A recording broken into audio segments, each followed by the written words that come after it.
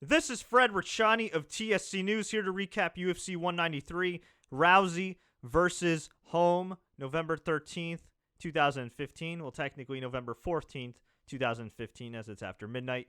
And we just witnessed maybe the greatest upset in mixed martial arts history. One of the greatest upsets. This is up there with Fedor versus Verdum. This is up there with Matt Serra versus GSP1. I guess, Silva and Weidman. But, I mean, my God. Ronda Rousey walked into this fight with the world on her shoulders. Everything's going great. She was even on the cover thing of Ring Magazine, one of the top boxing magazines. Could Ronda Rousey box? She was in the headlines for the wrong reasons as well. Hung up on an MMA reporter. Her mom's speaking out about her trainer and her boyfriend. She's linked to a guy that's linked to domestic violence. All this drama, all this chaos. She's in movies. She's on talk shows. She does everything. But hey, she's going to win. She's fighting Holly Holm. Who the hell is Holly Holm? Holly Holm has looked scared to death in every one of her UFC fights. Okay, she won, but she wasn't that impressive. Okay, she was a pro boxer, but she didn't have that great of a boxing career. It was nothing amazing. It was a little overhyped, obviously, for the fight. So they have the little scuffle at the weigh-ins on Friday night. I figured, all right, it's Ronda trying to make herself more money, which is smart, Get Holly Holm to put her fist on her head or pull it back and then create the scuffle, and boom, more people will buy the fight. And I figured, you know what? Ronda is probably arrogant enough, and I say this in the nicest possible way, to box with a pro boxer. But I figured, you know what? Eventually, if she doesn't have success, she's probably going to take her down. And I figured if Holly Holm was going to beat Ronda Rousey, it was going to be via some fluke. It was going to be Ronda boxing Holly, kicking her ass, and then Holly getting one lucky shot because Holly's a boxer and knows exactly where to hit. Kind of like, Mark Hunt, where he caught Bigfoot and, he's had those walk-off knockouts. I mean, boxers know where to hit you. I was wrong.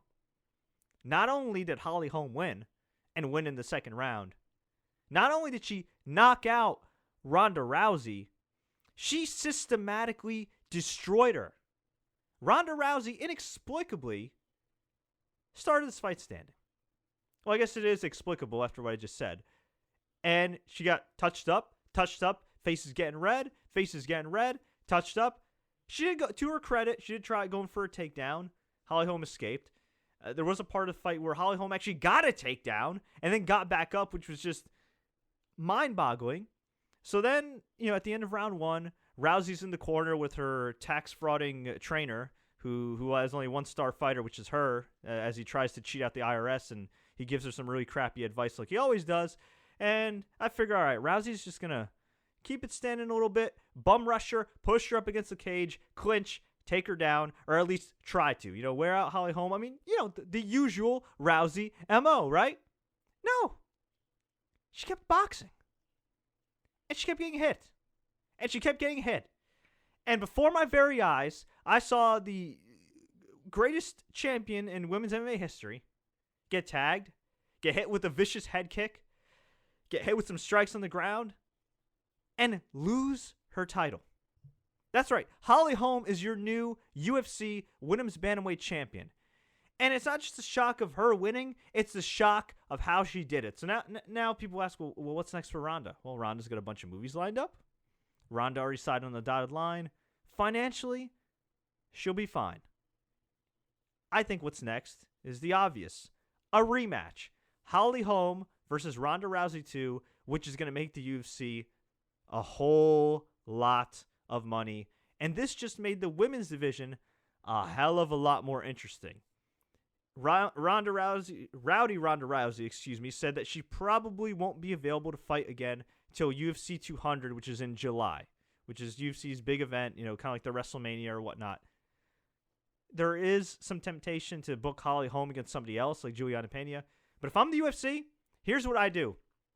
I don't care if Miesha Tate's complaining. I don't care if Juliana Pena is complaining. You have a money fight. Forget the Cyborg fight. You have a money fight right here. Keep Ronda out as long as she needs. Keep Holly Holm on the sidelines. Do that rematch, UFC 200. Boom, boom, boom. Or whenever you get clearance in Madison Square Garden, do it there. But my God, what a spectacle. This event, pretty good, but up to the main event, it was, I was like, what did I pay $50 for, $60 for? Totally worth it here. And if you missed this fight, whew, go back and watch it. As far as some of the other results, which obviously pale in comparison to what we saw, Joanna Jedrzejczyk, excuse me, it's a tough name to pronounce, defeated Valerie Letourneau in a really good fight via unanimous decision. Letourneau, being ranked number 8, also a massive underdog, held her own the first couple rounds, but then just got her leg terrorized, and she ended up losing via decision. All heart, though. Mark Hunt knocked out Bigfoot Silva via TKO, just tagged him right in the temple. Bigfoot crumbled like a pile of bricks, and that was it. It was kind of uneventful before that. Robert Whittaker beat Uriah Hall in a weird fight where Uriah Hall looked like he was going to explode a couple times. He did with a front kick or two, and that was about it. He kind of just turned away, got hit in the eye. Just didn't really look good. Just still continues to be the most frustrating fighter in the UFC. So much potential, so little to show for it, except for that, that Moontasri fight and a couple other fights he had. In a horrible fight, Rosholt beat Stefan Struve via decision. Poor Stefan Struve, ever since he's come back from his heart ailment, hasn't looked good. The old Stefan Struve, I would think, would at least destroy Rosholt, and, didn't happen here. And as far as any other notable results on the prelims, Kyle Noke from Australia. This show emanated from Melbourne, Australia. Stadium show. I don't know if it broke the attendance record of UFC 128, which was 55,000 in Toronto for GSP and Shields, but I'm sure it either came closer or certainly broke it. I think it was seated for 70,000 people. Although most of those people were seated in plastic chairs. So if you were one of those lucky people that were in attendance, you paid $500 to sit in a beach chair. All right. That's cool, I guess. But Kyle Noke beat Peter Sobotta. Gian Villante recovered from his loss to Tom Lawler against Anthony Perosh via knockout.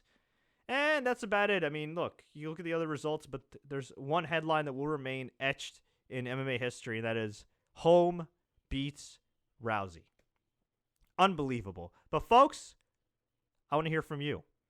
What do you think about this gigantic upset? What do you think is next for Ronda Rousey and Holly Holm? Are they on a collision course to a rematch, or could you see Rousey taking a sabbatical, maybe doing some movies, contemplating her future? She did want to retire undefeated. I'm sure this throws things into a loop. They didn't interview her after the fight in the cage. We'll see. Did you lose money on the fight? Did you gain money betting on Holm? Let me know. Leave a comment below. Tweet us. Facebook us. Do what you got to do. If you like this recap, please click the like button. Please share this with all your friends. Please don't forget to subscribe for more MMA videos. And until next time, everybody, as always, enjoy the fights. Man, congrats, Holly Holm.